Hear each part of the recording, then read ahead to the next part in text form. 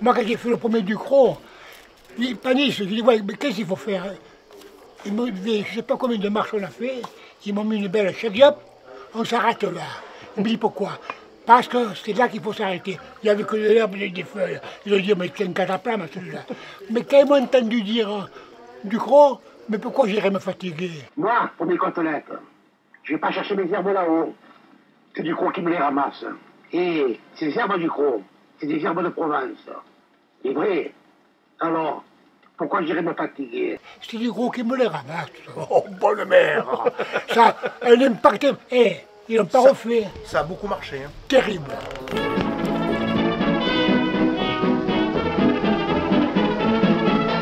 Je m'appelle Jean Panis. Eh oui, Panis comme le célèbre voilier Maître Panis de la trilogie. Eh oui, la trilogie de Marcel Pagnol. Et si un jour je tournais avec lui, oh pauvre, ça serait incroyable. Je suis né le 17 mars 1928. Oh pauvre, ça fait un moment quand même. Je suis né à l'hôpital de la Conception, mais j'ai été conçu au Grand Domaine, au 49 quai de Riveneuve. Ah, le Grand Domaine, qui n'existe plus aujourd'hui. C'était un endroit spécial, placé au bout du quai de Riveneuve. Oh, le quai de Riveneuve, là où j'ai passé le plus de temps de ma longue vie.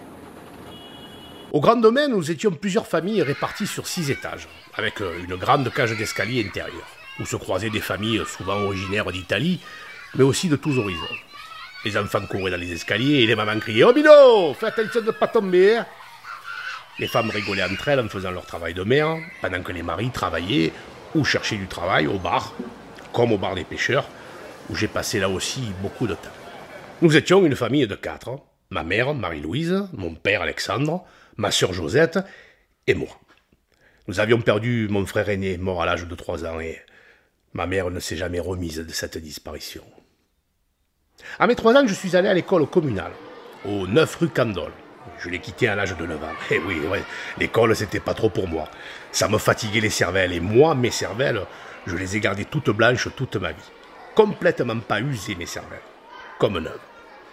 Ma mère et ma sœur tenaient un banc de poissons à l'angle de la rue de la République et de la rue Fauché. Elles vendaient du poisson et des coquillages à une très belle clientèle bourgeoise qui vivait dans la rue chic de la République. Mon père, lui, travaillait comme charpentier manœuvre chez Madame Blanc à Saint-Victor. Mes parents étaient pauvres, mais nous étions heureux, et ils me faisaient toujours confiance dans ma vie. Après l'école, vers mes 14 ans, j'ai travaillé sur le quai de Riveneuve chez Madame et Monsieur Coleman. Je livrais du vin avec une charrette que je tirais à la main pour livrer chez les clients. Parfois, je rentrais avec un manque à livrer. J'avais cassé plusieurs bouteilles sur la route. Enfin, ça c'est ce que je racontais au patron, parce que, crois-moi mon collègue, les bouteilles de vin étaient en bon état et pas perdues pour tout le monde. Enfin bref, c'était pas méchant, quoi. Au milieu de ma jeunesse, dans le quartier du 7e arrondissement, j'ai joué au football, longtemps, au club Riveneuve Sport. J'étais grand et adroit à ce sport et à bien d'autres choses. À 20 ans, je suis parti au régiment pour 18 mois, dans le 45e de transmission à Marseille, puis en Algérie, à Alger. Quand je suis rentré, j'ai repris mes habitudes dans mon quartier du 7e. Ouais, je fréquentais les bars, je jouais aux cartes, je traînais sur les quais avec mes amis. Nous cherchions l'aventure, enfin, la vie, quoi. Et mon premier film était un concours de circonstances. À l'époque, j'allais souvent au bar du Carénage, et un jour, c'était un samedi, le grand acteur et réalisateur Georges Péclet se trouve devant le bar pour tourner une scène d'un film. Moi, avec les gens, depuis l'intérieur du bar, je regardais le film, je fais comme ça. Et quand je suis sorti du bar pour partir, je ne sais pas si je lui ai tapé dans l'œil, mais Georges Péclet m'appelle et me dit « Où tu vas, toi ?» Et j'y réponds « Mais qu'est-ce que ça peut te faire, mon collègue? Je ne te connais pas, moi, pourquoi tu me parles ?» Et il me répond qu'il voudrait m'engager dans son film « Les Révoltés du Danaé » et qu'une voiture viendrait me chercher le lundi. Et voilà. Voilà, c'est comme ça que j'ai commencé ma carrière d'acteur en 1952. Incroyable, non? Je crois que c'est ma silhouette et ma présence qui l'ont attiré vers moi. Tu sais, Minou, la présence au cinéma, c'est très important. Parce que moi, j'ai connu des grands acteurs de théâtre qui étaient très bons, mais qui n'avaient pas cette présence. Alors j'ai compris que mon physique de grand costaud allait me suivre dans mon métier. Après avoir tourné dans Les Révoltés du Danaé, un jour, je suis convoqué au bureau de Marcel Pagnol, rue de la République. Et je ne savais pas encore que j'allais tourner dans Manon des Sources, sous la direction du grand Marcel Pagnol. Et le rôle d'Eliassin allait changer toute ma vie.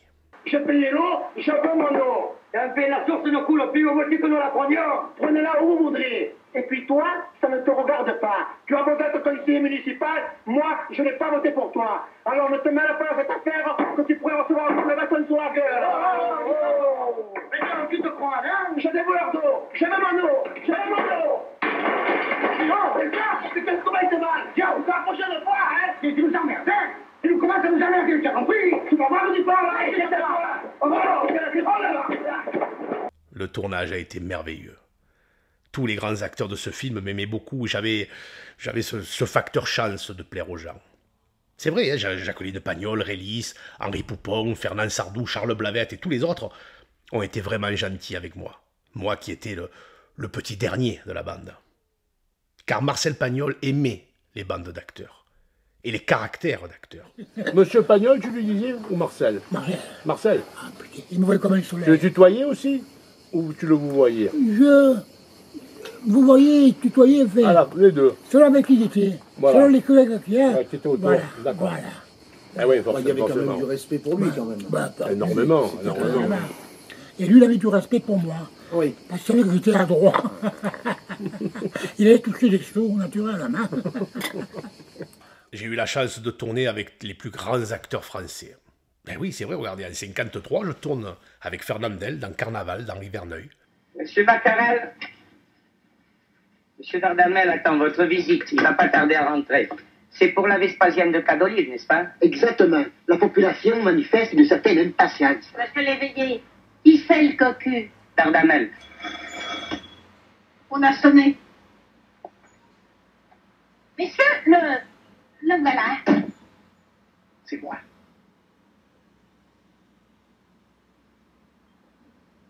Messieurs, ma journée est très chargée, je n'ai pas encore déjeuné, mais je vous recevrai tous cependant.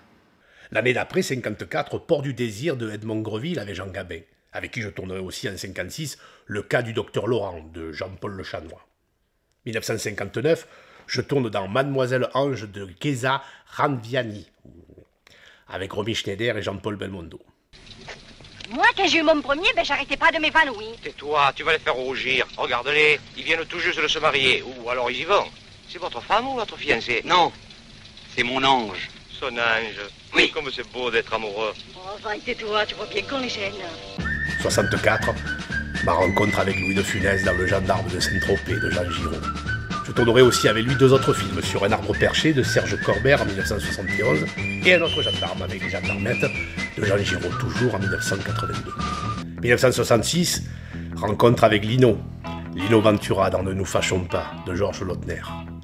70, je tourne dans Borsalino de Jacques Doré. Rencontre avec 2 monuments du cinéma français, Jean-Paul Belmondo et Alain Delon. Jean-Paul avec qui je tournerai aussi 2 autres films, L'homme de Rio de Philippe de Broca en 64 et Joyeuse Pâques de Georges Lautner en 1984. Alain, lui, je le retrouve aussi dans un autre film, Le Gitan de José Giovanni en 1975.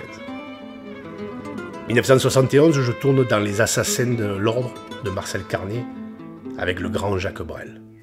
79, Ils sont grands et petits de Joël Santoni avec Catherine Deneuve.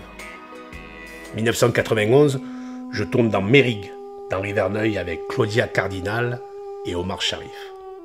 Quand je me rappelle de tout ça, il me vient l'émotion. On peut dire que j'en ai fait de belles rencontres dans mon métier, non? Et bien sûr dans ma vie aussi. Allez mes amis, merci. Merci d'être là. D'être là avec moi pour fêter ce vieux bonhomme d'acteur que je suis aujourd'hui. Et rappelez-vous tous que la vie passe comme un éclair et qu'il faut profiter de chaque instant. Et laisser de côté les petits détails qui sont sans importance.